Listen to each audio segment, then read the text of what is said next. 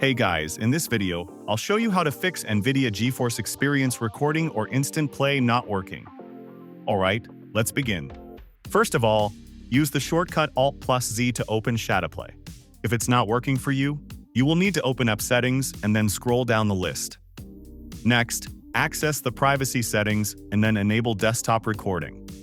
If it is set to off, enabling it will fix your problem, because this setting gives permissions to record your screen.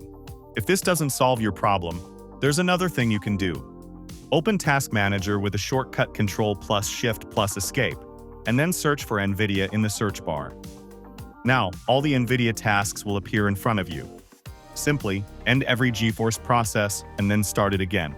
If it is still not working, go back to the GeForce Experience program, go to the Drivers section, and check for any available updates. Sometimes, updating your drivers can resolve the issue.